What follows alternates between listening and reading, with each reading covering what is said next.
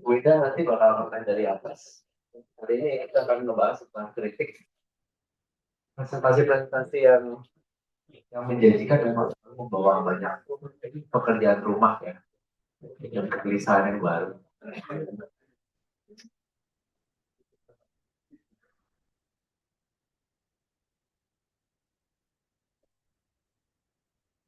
Oh, langsung aja ini ya.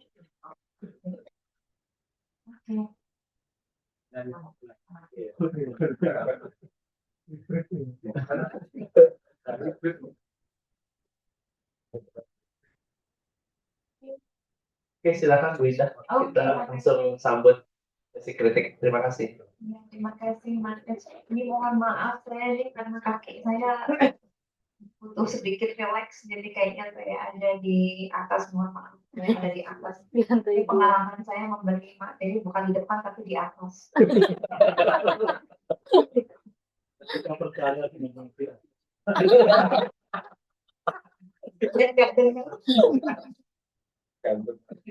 katanya Mas Anas, kita percaya dengan apa yang di atas. Oke.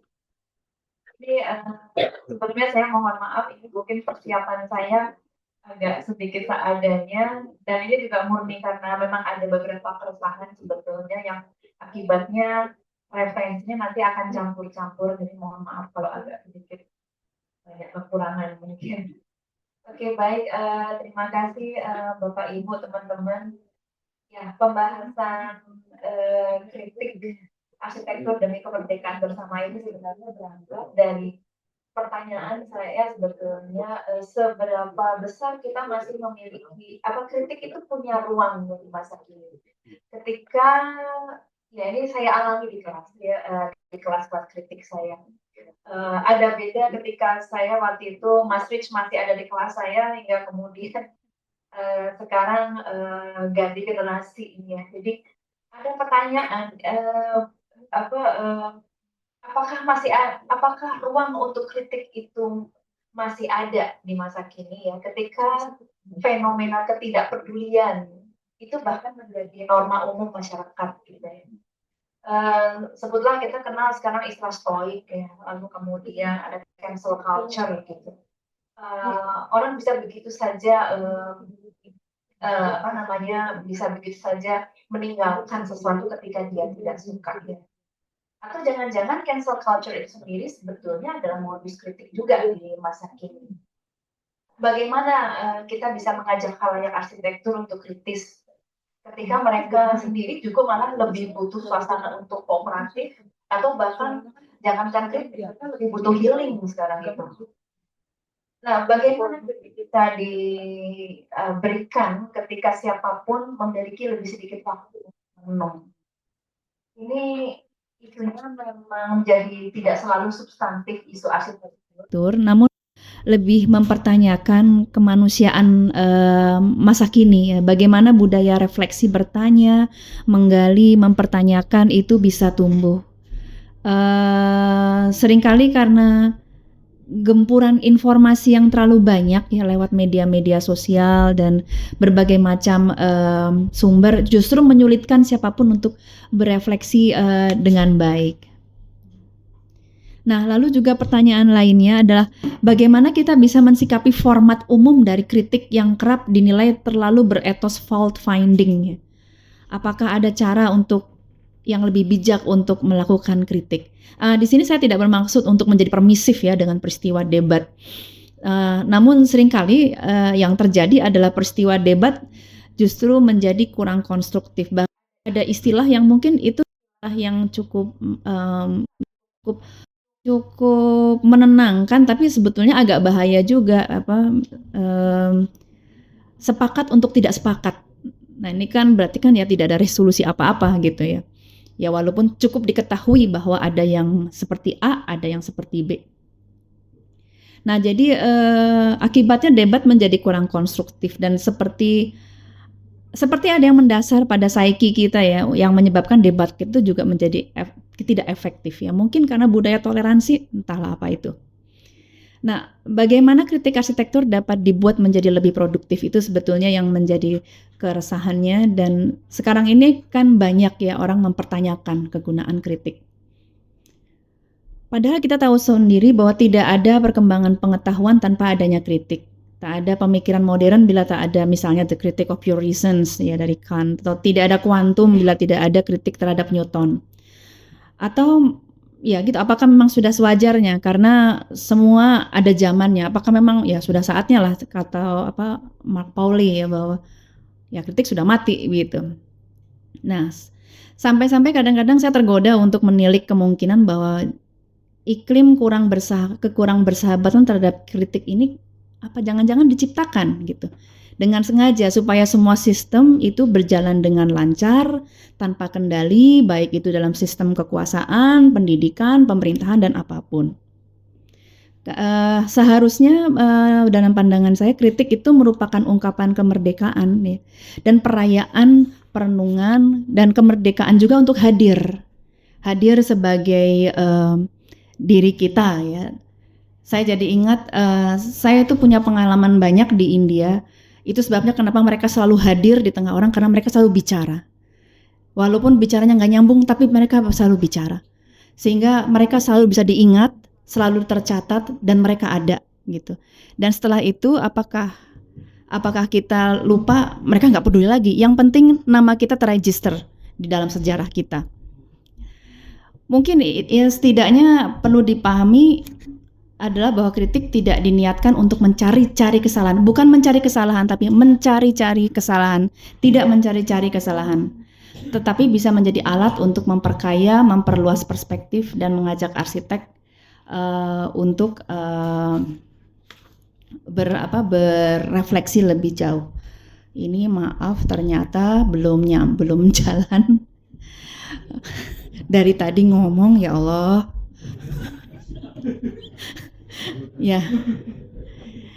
Ya dan kritik tidak membutuhkan dan satu lagi kritik juga tidak membutuhkan label gitu, tidak membutuhkan label kritik begitu. Seperti Phronesis, dia itu kadang-kadang dilakukan untuk tidak diingat sebetulnya. Nah, tapi dampaknya luas. Oke. Nah, namun bagaimanapun optimisme terhadap kritik saya masih ada gitu ya, karena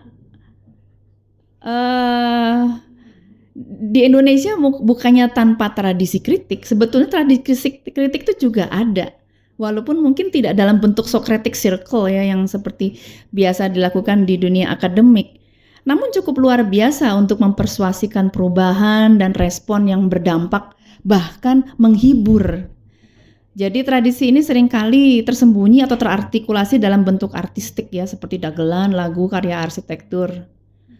Mungkin juga banyak lelucon jangan-jangan kalau saya pikir kenapa lelucon zaman sekarang juga kadang-kadang jadi kurang lucu gitu, kurang nendam karena terlalu slapstick ya, tidak ada akarnya dalam kehidupan sehari-hari. Nah,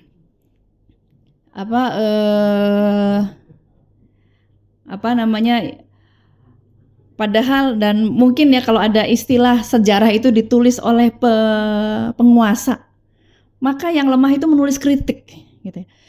Dia akan berusaha untuk menyajikan cerita ya dari kisah-kisah orang-orang yang lemah ini gitu. Dan ternyata modus komedi ini juga dipakai juga gitu ya. Oh ya, ini juga nih yang sekarang lagi media sosial ini juga menjadi cara ya yang paling efektif juga ya. Dan daya tendangnya juga luar biasa juga. Ini kan yang baru jadi ini dalam kehidupan kita sehari-hari. Dan tadi metode komedi ini juga terjadi juga gitu. Seperti Frank Gehry ini kan memang sengaja ya, setahu saya ya, nakal, dan karena satu bangunan ini kan pajak satu blok itu turun karena saking jeleknya ya, walaupun ya jelek di luar tapi bagus di dalamnya tuh interiornya luar biasa. Ini juga sebetulnya kan satu komedi juga kalau mungkin ya, ini sebagai satu komedi Amerika yang sesungguhnya, bukan yang seperti ini begitu. Yang ini kemudian melahirkan postmodern, dan ini juga yang kemudian membuat saya pada mungkin wacana arsitektur Nusantara, bahwa ada yang lain gitu. Kemudian bisa muncul gitu. Nah, apa namanya? Ya jadi mungkin banyak ya dari teori arsitektur modern yang pada dasar sastra arsitektur. Tadi pagi saya baru mengatakan dulu saya waktu di India, teman-teman saya jurusan sastra New Delhi Uni itu bertanya kepada saya, apakah Anda kenal Pak Abidin Kusno? Boleh saya pinjam bukunya? Mau kita diskusikan. Loh, kok circle-nya bukankah dia arsitektur? Ya, semua teori kan sastra. Apapun itu, bahkan termasuk teori arsitektur. Jadi ternyata sastra arsitektur tuh ada gitu. Jadi kalau ada kritik komedi, ada sastra arsitektur, itu mungkin ya wajar-wajar aja. Dan dengan demikian, kritik sebagaimana mestinya sebuah karya seharusnya bisa menjadi cermin kemerdekaan berpikir dan berpendapat, dan mencerminkan otonomi dari pembuatnya.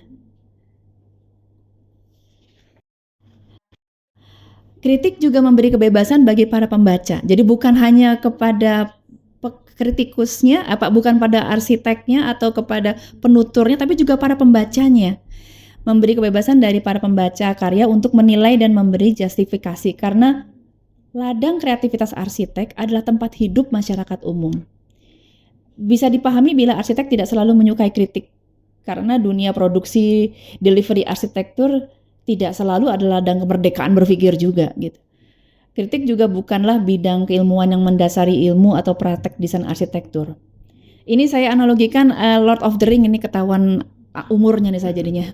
Jadi saya tuh melihat figur arsitek itu di figur Gimli itu yang pendek jelek itu. Nah, walaupun begitu, tapi dia menghasilkan karya-karya yang luar biasa ya, Khazad-dûm ya, Erebor nih yang dia menghasilkan memunculkan arsitek, dan tapi yang menarik adalah dia hanya tahu berbuat dan tidak terlalu banyak berpikir tentang efek-efek perubahannya, sehingga apapun yang terjadi, inilah yang menjadi awal permasalahan di Middle Earth kalau di dalam Lord of the Ring. Karena Lord of the Ring sendiri ini juga adalah kritik ya. Saya melihat filmnya ya, saya nggak baca bukunya. Itu seperti kritik terhadap industrialisasi ya, yang menempatkan insinyur atau apapun arsitek termasuk sebagai tokoh dengan karakter yang sangat-sangat pragmatis. Nah, mungkin peran kritik memang perlu ada di luar wilayah desain. Itu yang saya juga terpikir, apakah mungkin memang harus ada di luar desain mungkin ya, supaya tak ada konflik antara kreativitas dan realitas gitu. Kritik semestinya tidak menjadi halangan bagi arsitek untuk berkarya, bahkan seharusnya dia menjadi alat untuk mengkonstruksikan pemahaman yang lebih dalam. Apalagi kritik arsitektur bukan tentang membuat karya itu sendiri. Jadi arsitek tuh, saya tuh sering kasihan dengan arsitek tuh selalu disalahkan, apapun selalu salah pokoknya. Padahal dia sendiri juga mendapatkan pekerjaan yang begitu saja begitu. Yang jarang dikritik itu yang seringkali jarang disentuh itu justru agen-agen lain yang melatarinya ya, yang melatari proses-proses kemenjadiannya. Memang nampaknya di sini yaitu arsitek tuh kasihan sekali tuh. Jadi selalu di belakang begitu. Sementara nanti teoretikusnya, kritikusnya ada di depan, melihat ke depan, ke atas, dia hanya bisa melihat ke depan. Memang nampaknya ada kesadaran yang memang perlu dibangun menurut saya. Pertama, memang harus diterima bahwa arsitektur selain sebagai sebuah karya pakai juga adalah karya artistik. Sebagai sebuah kerja kreatif, arsitektur harus tetap akuntabel secara kultural, ekonomi, dan politik. Namun yaitu misteri arsitektur tuh kadang-kadang justru berada di balik kreativitas dari si arsiteknya. Pada akhirnya dia pun adalah manifestasi dari pragmatika proyek itu sendiri yang seringkali justru di balik wajah-wajah yang cantik seperti ini atau yang tadi Starchitect tadi tuh terjadi hukum rimba praktek profesi yang luar biasa. Dan ini yang kemudian dan wajah yang seperti ini bukanlah saja wajah arsiteknya saja, tapi juga wajah dari semua sistem yang ada membentuknya. Dan kita sendiri sebetulnya tanpa sadar walaupun kita membicarakannya, kita tuh juga adalah bagian dari wajah ini sebetulnya. Yang tidak bersuara ini juga adalah bagian dari wajah ini. Karena bagi banyak arsitek, misalnya proyek seperti ini ya, seperti ikan ini pada umumnya. Jadi yang tidak banyak dilihat misalnya ini adalah pertanggungjawaban publik untuk mempertimbangkan ya bahwa di balik desain seperti ini itu ada modifikasi alam. Ada proses-proses arsitektur yang urusannya bukan cuma sekedar desain, tapi juga politik, sosial, ekonomi dan sebagainya. Dan di balik gambar ini juga di balik desainnya juga ada masa depan gitu. Masa depan dari seluruh masyarakat ya, dalam hal ini masyarakat Indonesia. Karena ya representasi ini adalah menjadi wajah kita di hadapan semua di hadapan dunia. Yang inilah yang harus dilihat dengan berbagai macam alat ya. Alat untuk melakukan kritik. Nah, karena itu di sini saya melihat ada beberapa lapisan ya, ada beberapa lapisan dari bagaimana arsitektur itu bisa dilihat atau dikritisi. Sekali lagi ini sebetulnya awalnya saya tuh benar-benar concern dengan arsitek yang selalu disalahkan ya, karena padahal dia sendiri sebetulnya adalah hanya satu agent dari sekian banyak agent yang lain. Oke, saya sekedar sedikit ini ada ini buatan diagram saya sendiri saja untuk mempermudah saya berbicara. Ya, diagram ini dibuat untuk memperlihatkan lapisan bahasan atau strata bahasan kritik arsitektur dan berbagai modus kritiknya. Di setiap strata ini peran seorang arsitek dapat dikritisi sesuai perannya. Apakah dia sebagai kreator, kapan sebagai kontributor, kapan sebagai bagian dari realitas yang berada di luar jangkauannya. Dan hal ini terutama berkaitan dengan kehati-hatian dalam menilai peran arsitek. Nah, lapisan pertama ini adalah yang menempatkan arsitektur sebagai objek diskrit ya, yang dapat dikritisi. Dalam konteks akademik ini biasanya mahasiswa diajarkan untuk mendeskripsikan ya objek ini dan dengan berbagai macam modus ya. Nah, kalau yang lapisan kedua ini adalah sebagai satu teks di dalam konteks, di mana mereka diajarkan untuk melakukan pembacaan gitu. Ya, ini ada banyak modus juga yang bisa digunakan. Ini saya kutip saja di situ. Nah, ini yang mungkin yang lebih tinggi lagi adalah arsitektur sebagai subjek diskusi ya. Dan penyadaran, di mana di sini yang jadi permasalahan adalah rekognisi. Nah, di sini adalah titik di mana sebetulnya arsitek sudah mulai harus jangan terlalu dilihat sebagai penyebab utama begitu, karena di sini dia sudah mulai masuk agent-agent yang lain yang kemudian mereka itu kadang-kadang jauh lebih kuat dibandingkan si arsitek itu sendiri. Dan saking kompleksnya bahkan kacamata yang dipakai juga sudah mulai menggunakan kacamata banyak lensa, karena kita sendiri tidak bisa percaya begitu saja pada lensa yang kita punya gitu. Sehingga kita perlu menggunakan kacamata-kacamata lain. Termasuk salah satunya di sini ada juga postkolonial dan sebagainya gitu. Dan namun, ini yang kemudian menjadi sesuatu yang sempat diperdebatkan oleh beberapa kalangan ya, terutama Latour ya. Ini memang teori-teori kritis ini di satu sisi memang akhirnya menjadi satu bentuk perdebatan yang terus-menerus ya. Dan ya ini saya juga amati seperti misalnya di kalangan akademik itu akhirnya menjadi suka-sukaan. Memang ada yang suka postkolonial, ada yang suka postmodern, ada yang suka orientalisme, dan akhirnya itu menjadi menjadi apa ya, menjadi kelompok-kelompok sendiri begitu. Nah ini yang kemudian karena itu nanti ada lagi yang lebih dicoba untuk dilihat lebih tinggi lagi, yaitu sebagai realita yang kompleks gitu, di mana kalau mungkin yang di taraf yang wacana, yang mungkin prestasi utamanya itu adalah rekognisi. Jadi peran-peran yang tadinya tidak terlihat atau pihak-pihak yang tadi tidak terlihat bisa terlihat gitu. Tapi sekarang kita punya masalah bersama nih yang jauh lebih pelik lagi gitu. Yaitu berbagai macam masalah lingkungan, masalah kemanusiaan, masalah ekonomi global, globalisasi dan sebagainya, sehingga di sini ada satu sebutlah common enemy nih yang harus dihadapi, yang intinya adalah ya ini keadilan ini. Bagaimana supaya kritik itu mungkin bukan cuma sekedar bersuara, tapi juga bisa menyampaikan, bisa mengartikulasikan kebutuhan untuk keadilan.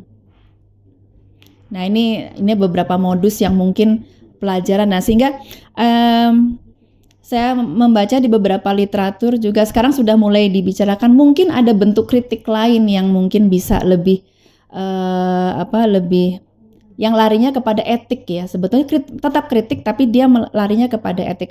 Nah ini ada hubungannya tadi kaitannya dengan generasi yang sudah tidak terlalu erat gitu, tidak terlalu attach dengan diskusi-diskusi teoritis tadi gitu. Minimal kalaupun mereka tidak membaca teori, tapi mereka harusnya bisa peduli dengan lingkungan di mana mereka tinggal. Setidaknya mereka bisa mempertanyakan siapa mereka di tengah lingkungan yang serba rusak atau lingkungan yang membutuhkan perhatian begitu. Jadi kritik yang diarahkan kepada etik. Nah ini saya mungkin langsung aja biar cepat. Nah ini yang kemudian jadi Latour juga mulai menggarisbawahi bahwa ini saya mengacu kepada Bruno Latour bahwa bagaimana kritik itu sempat mulai seperti kehilangan gearnya gitu. Dan menurutnya kadang-kadang kita selalu memerangi orang yang salah gitu. Dan kadang-kadang kritik itu jadi memunculkan permasalahan baru, yaitu kubu-kubuan yang baru gitu. Nah harapannya sebetulnya dengan kritik yang sekarang ini lebih mengarah kepada hal yang bersifat realistis, yang mungkin kalaupun ada wacana-wacana, diskusi-diskusi yang berkembang itu digunakan untuk bisa melihat keadilan secara lebih holistik. Nah ini yang saya juga masih bertanya-tanya, apakah ini memang ada semacam evolusi? Ini bukan cuma sekedar evolusi dari zaman, bukan cuma evolusi dari kritik, tapi juga memang ada evolusi dari cara bagaimana orang memikirkan dunianya gitu. Dan ini saya kira sejarahnya cukup banyak, panjang kalau dalam dunia barat. Nah cuman yang terakhir ini mulai ada tuntutan untuk menjadi lebih melihat dimensi etis. Dimensi etis, jadi bukan dimensi yang berusaha untuk yang tentu saja masih tetap menyuarakan, tapi mencoba untuk melihat fokus kepada hal-hal yang memang penting gitu, yang necessity, yang dibutuhkan oleh dunia. Ya walaupun itu pun juga nanti bisa dibaca ulang lagi, siapa sih yang bisa mengatakan bahwa sesuatu itu tepat, necessity dan sebagainya. Nah ini ada basis lagi yang kemudian yang ini critical realism ya. Jadi mungkin kalau dibilang etis itu dasarnya apa adalah critical realism ini. Saya cuma sekedar ingin menunjukkan beberapa bagian yang sangat umum. Apa yang kita pahami, yang kita lihat, mungkin tadi yang kita lihat dari arsitektur, dari bentuk-bentuk, dari wacana dan sebagainya itu ada di actual domain. Dan actual domain itu didukung oleh data-data yang bisa ditangkap, yaitu empirical domain. Tapi yang jarang bisa ditembus itu adalah real domainnya. Dan inilah yang sebetulnya menjadi ladang investigasi untuk melakukan sebuah kritik. Ada sesuatu yang jauh lebih mendasar lagi. Itu kalau di sini kalau Latour dia kalau Bhaskar dia menggunakan istilah real domain, kalau di Deleuze dia menggunakan actual substance dan virtual structure misalnya ada, bahwa seringkali yang kita diskusikan selama ini hanya actual substance-nya gitu, apa yang terrepresentasikan di luar yang itu sudah tidak bisa lagi diinvestigasi karena dia sudah menjadi lapisan penutup dari struktur yang sudah demikian kompleks di bawah dan terus bergerak. Struktur itu akan terus bergerak. Demikian bergeraknya, maka dari itu tadi mungkin di awal Pak Abidin Kusno mempertanyakan, ini negara masih merdeka nggak sih? Itu juga pertanyaan saya sebetulnya. Kelihatannya sih merdeka gitu, tapi apakah betul kita ini merdeka atau tidak sih gitu? Karena assemblage-nya itu bisa berbeda gitu di bawah itu. Nah inilah yang mungkin digambarkan sebagai critical realism tadi untuk, jadi itu yang sebetulnya yang mungkin bisa dikejar gitu. Ini yang bagian di mana arsitek mungkin menjadi bukan sekedar kreator saja, tapi juga sebagai sebuah agent. Yang celakanya kadang-kadang permasalahannya ada di situ, tapi yang disalahkan si arsiteknya gitu. Nah ini yang perlu ini. Nah sekarang terkait dengan keadilan dan kemerdekaan. Ini saya coba rujuk dari misalnya Amartya Sen. Sebenarnya ada juga Martinus Baum. Saya juga kenapa saya merujuk ini karena Sen di sini mengatakan bahwa dia mengacu kepada Rawls dulu ya, bahwa keadilan adalah sebuah struktur yang bisa dirancang di justice and fairness, yang artinya apa?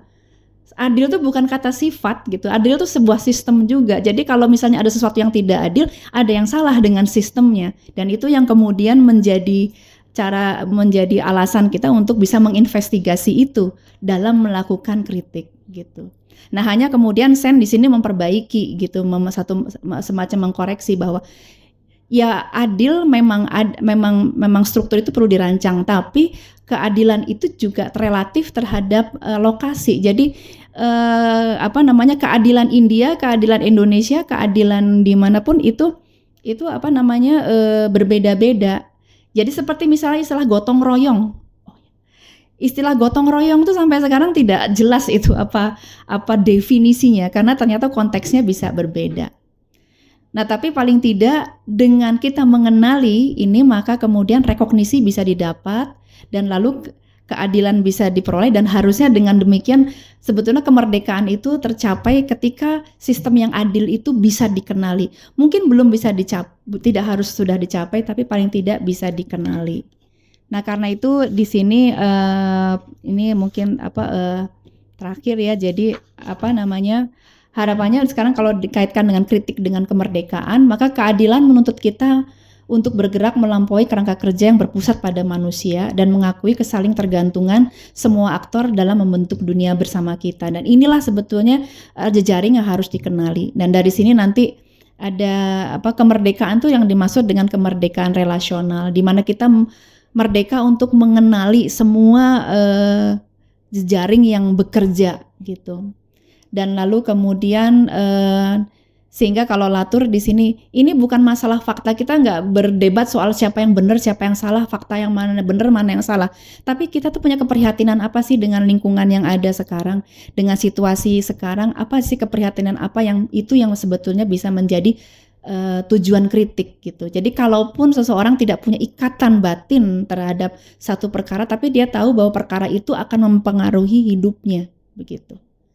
Jadi ini refleksi akhir, selain mengapresiasi arsitektur sebagai sebuah representasi, kritik memiliki fungsi untuk seharusnya bisa mendalami struktur dan jejaring realitas yang menghadirkannya. Sehingga ajakannya itu adalah membangun budaya kritik yang sehat, produktif, yang kreatif, yang memiliki kepekaan dan kesadaran bahwa kritik itu dilakukan demi kemaslahatan bersama, dan rekognisi yang adil bagi semua pihak termasuk arsiteknya juga. Jadi yang istilahnya tuh yang solutif gitu ya. Ini ada satu kutipan saya ambil dari buku Wasucitra Romomangun ya. Jadi ini beliau ingin menunjukkan ini juga fakta dari arsitektur Indonesia gitu ya. Ini pun sebentuk arsitektur faktual yang ternyata banyak di negeri kita, bukan splendor veritatis tapi lacrime veritatis. Jadi bukan sesuatu yang splendor tapi justru yang penuh dengan tangis. Ini ada di halaman terakhir. Pecinta arsitektur yang sejati diimbau ditantang untuk membuat sesuatu agar arus air mata itu bisa dikeringkan. Nah, ini ada di halaman belakang, dan ini jangan-jangan adalah ajakan beliau, sebetulnya ini kritik beliau setelah beliau banyak menulis semua tentang Wastu Citra. Baik, saya kira itu dari saya. Oh, iya. Terima kasih Bapak Ibu. Ini artinya apa, Bu Indah?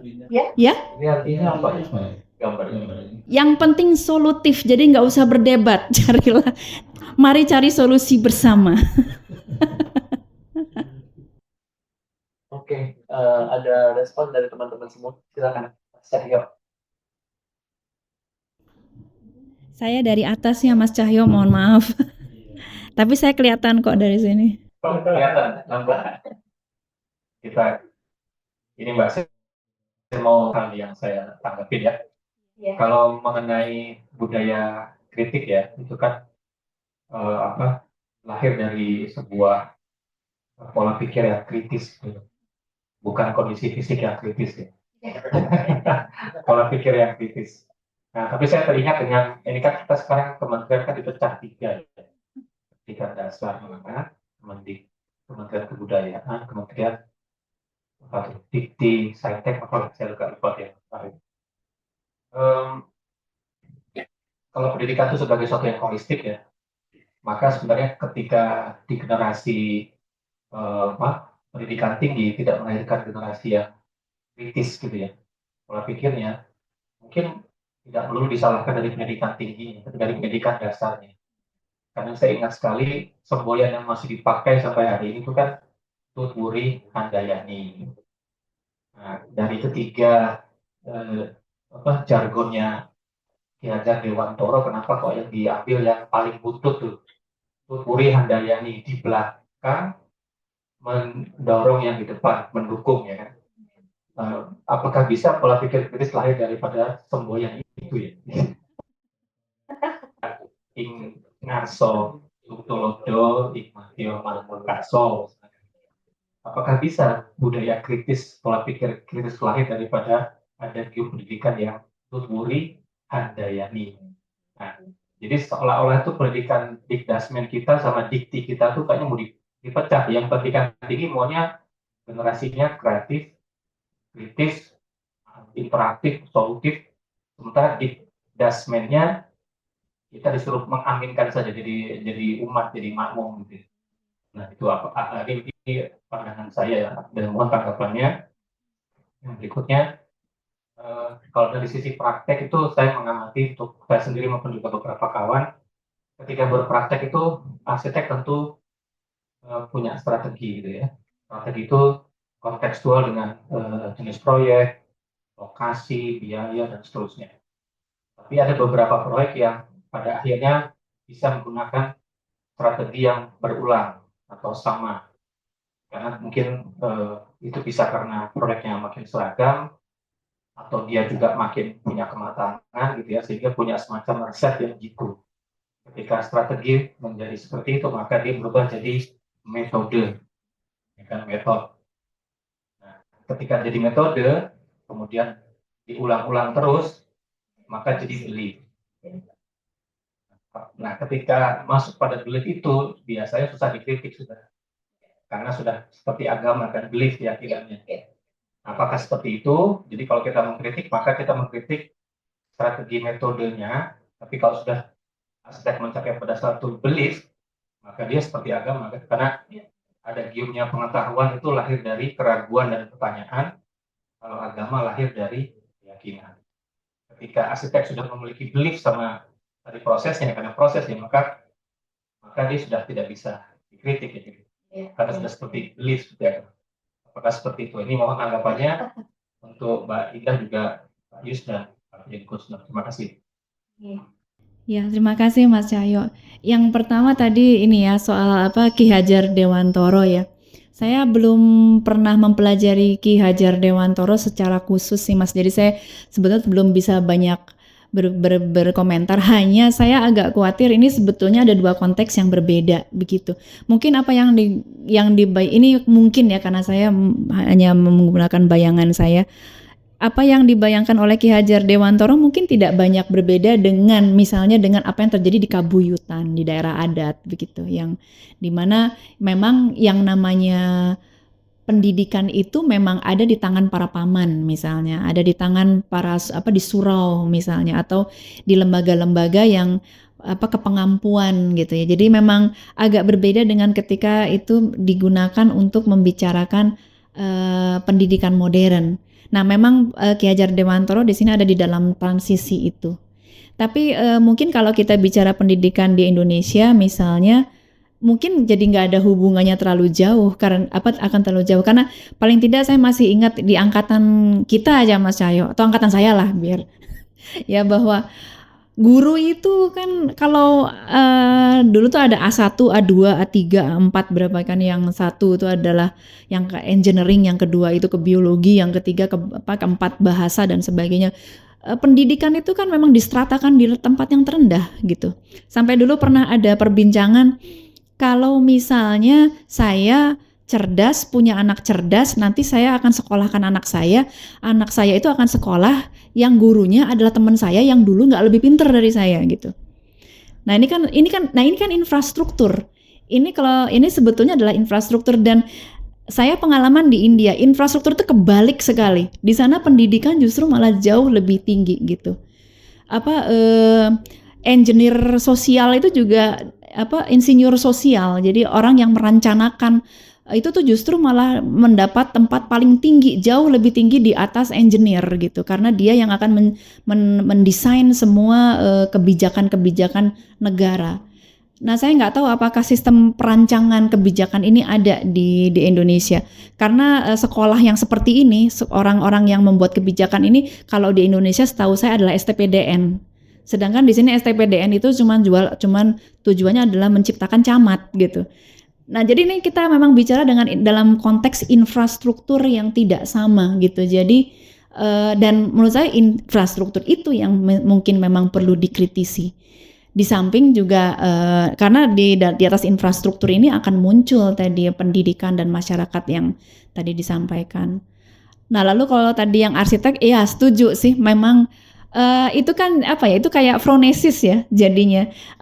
Awalnya adalah sesuatu yang bergerak ya karena ada respon, maka ada aksi, dan terus begitu sehingga akhirnya dia aksi dan respon itu menciptakan tradisi.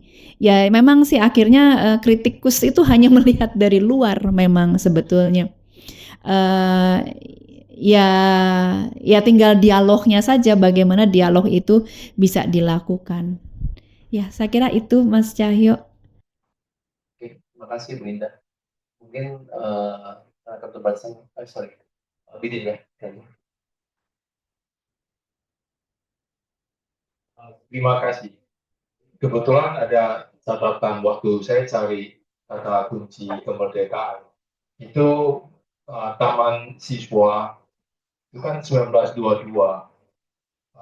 Di tahun 1947 itu prinsip Taman Siswa itu jadi 5. Yang salah satu dari 5 itu yang kedua mungkin atau yang ketiga itu pakai kata kemerdekaan.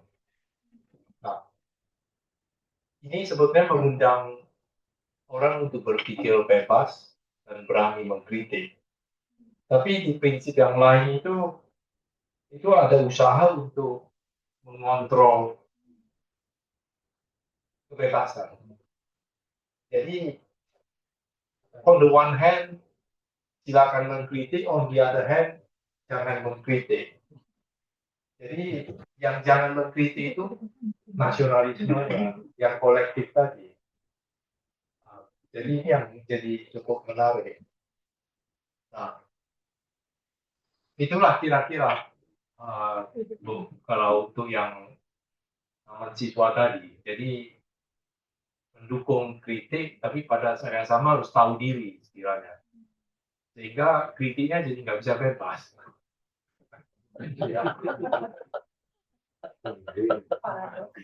Paradoks tradisi dan bagaimana perdebatan itu harus menghasilkan sesuatu yang ultimate gitu. Gimana Bu Indah, ada ini? Mungkin itu sebelum kita masuk ke Bu Alter. Saya mau sedikit sharing sedikit aja sama Mas Rich. bicara soal kritik, saya kan hampir 7 tahun di India ya. Saya bisa bilang saya belajar arsitektur modern di ITB, di perguruan tinggi, dari Pak Yus, juga Pak Iwan dan sebagainya. Tapi saya tahu rasanya menjadi modern di India.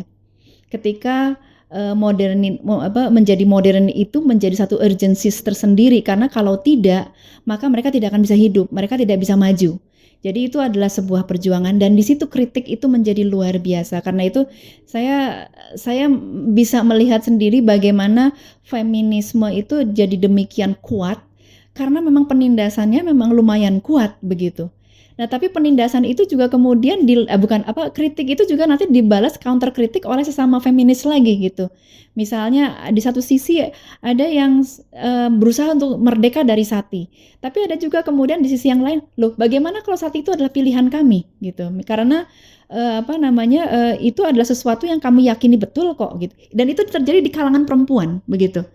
Nah, jadi di sini budaya kritik di sana memang luar biasa dan saya melihat di Indonesia terlalu suam-suam kuku saya kalau harus dibandingkan dengan di sana sih. Jadi akhirnya kritik itu tendangannya tidak, golnya itu bolanya sampai di depan gawang tapi nggak masuk gitu loh.